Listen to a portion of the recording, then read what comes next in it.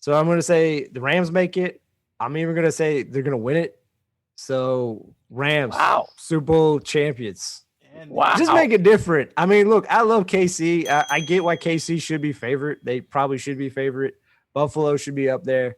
49ers should be up there, but I'm going to go wild. And I just believe in my man Stafford. I'm going to give Stafford the love. So I love KC too, but I love Casey Kasem in Hollywood, counting them down. That's my guy. Go ahead, Lugs. Go ahead, man. I'm a Stafford supporter, have been for a long time. Did you vote for him in the last election, Stafford? He was a write-in, yes. Yeah. Write-in, I thought so. I remember for railroad commissioner. But anyway. Gets a hell of a pension with that, though. It's really, it's good. Hey, just an oddball thought. Stafford. I think that Carolina Panthers will shock some folks this time around. I think Darnold and McCaffrey, if McCaffrey is back 100%, I think you're going to see something out of those boys too. Really? I do. And and when you bring up the Vikings, I get that edgy feeling because I have no respect for Kirk Cousins. I put him. Wentz is actually a little higher on my respect scale. Wow. Another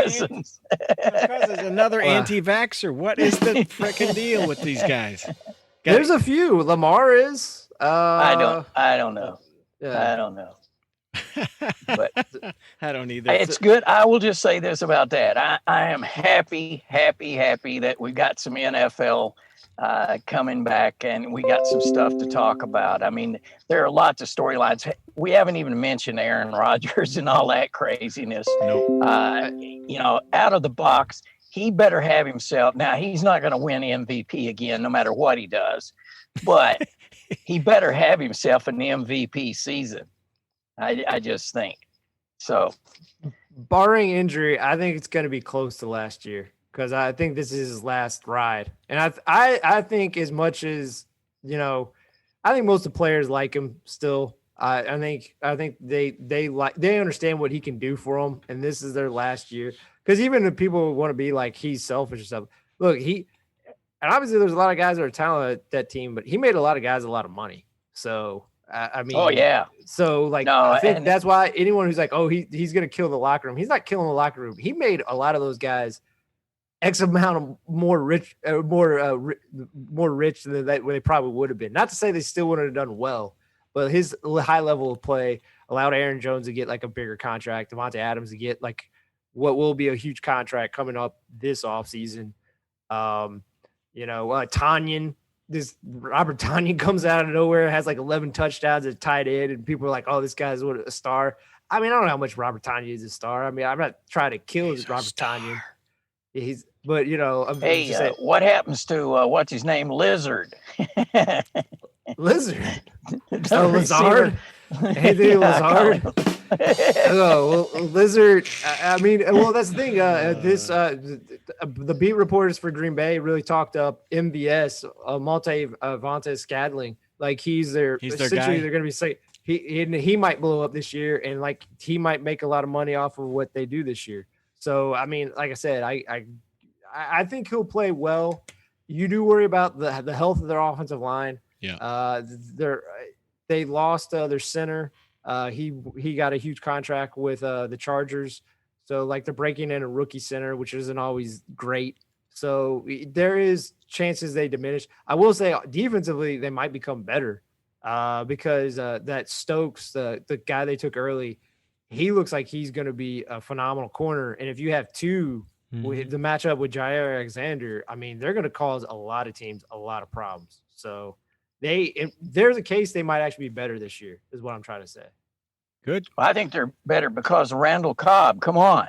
What? We're back on the Cobb train. The Cobb train. Okay, anything else in the NFL, or are we going to move on to sports of yesteryear? What do we got here?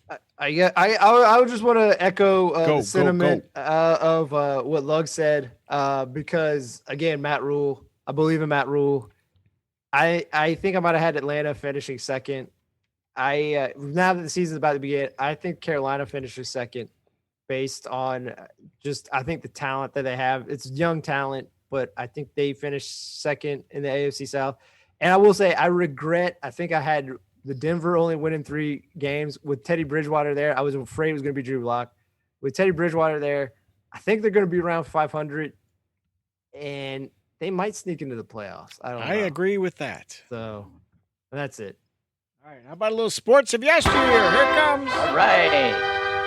He's our man out in the field. He's out and about. He's swimming in the sharks, with the sharks, or in the pool. He's Lugs, and he's got sports of yesteryear. Here it is. All right. Let's do it all through the decades. 1894, Thomas Edison's sidekick, William Dixon, films the first boxing match in West Orange, New Jersey, between heavyweight James Corbett and Peter Courtney. 1939, Indians' Bob Feller, 20-year-old, is the youngest pitcher to win 20 games. 1955, the earliest clinching of the National League pennant by the then Brooklyn Dodgers. 1960, American sprinter Wilma Rudolph wins her 3rd gold medal of the Rome Olympics as part of the 4x4 100-meter relay team. 1972, for the Cubby fans out there, Ferguson Jenkins wins his 20th game for a 6th straight year. And we want to note one of my favorites of all time, the passing of Sam Bam Cunningham. Yes, sir. Who passed this past Tuesday at his home in Inglewood. You know, he was a USC fullback and New England Patriot fullback, and anytime they needed a nasty yard or two, he always got it. And he was credited when his USC team beat Alabama, an all-white team, in 1970. He was credited with Bear Bryant saying he was going to start drafting or start getting black players. So thank you, Sam Bam Cunningham. And good luck to you, and our thoughts are with your family. That's it for Sports of Yesteryear, folks. And that's Sports of Yesteryear. Sam the Bam Cunningham. Yes, may he rest in peace. He was a good one. I remember him. Okay, it's 37 minutes past the hour. A balmy 91 degrees. Any other thoughts today? I think that's a full thought for my plate, so I'm good. I guess the last thing I want to give credit, going back to college, I thought that Louisiana would beat Texas, but Steve Sarkisian with Texas, good debut, 38-18 win over Louisiana.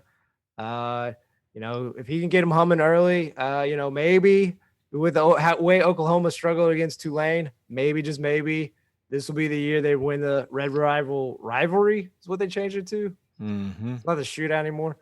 This might be the year. I don't know. Maybe I'm buying a little too much in, but it can happen.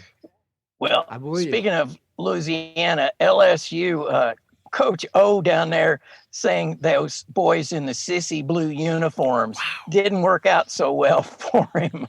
They didn't.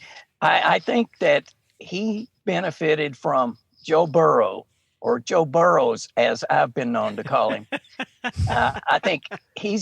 I think Orgeron is going to be the Gene Chizik of this era. I think that he's not going to be around long because they just got totally out coached by, of all people, Chip. I mean, come on. To be fair to Chip, he took over UCLA when it was trash. I mean, like they were run down. It took him a few years to build up. I'm not going to say that UCLA is a team that's going to win the Pac-12 or whatever. But I think they're on their way to respectability. If you watch that game, they dominated LSU. They ran at them at will. The LSU definitely had the speed, but the offensive line, the front five, they dominated the defensive line, the front four. And it was because of that. And also schematically, give Chip Kelly his due. His quarterback, he essentially just hit a bunch of crossing routes the whole night. It was all the passing wise, it was just crossing routes. It was crossing routes and I think like just off tackle runs. And like you couldn't stop it. So don't change it. Chip. All right, that'll probably do it. We forgot to break down that True TV schedule again this week. I don't know what we're thinking, but this has been Sports and Other Stuff, brought to you in part by, First National Bank. Remember them, come as you are, bank from your car. just the drive-through window is all you need, and you stop in there and you'll see somebody you might know. My man Fish, every week he tries to have a little special. This week we're going to sell you 1,000th of a Bitcoin. It's we're getting into the Bitcoin business, and so we're going to let you get in easy because it is a little volatile, folks. It's kind of like those annuities. You got to look out and beware of Tom Selleck trying to get you to sell your house. So anyway, go on down, talk to our boy Fish. This is Sports and Other Stuff. We'll see you next time with some Bitcoin in our pocket. We hope. Bye-bye.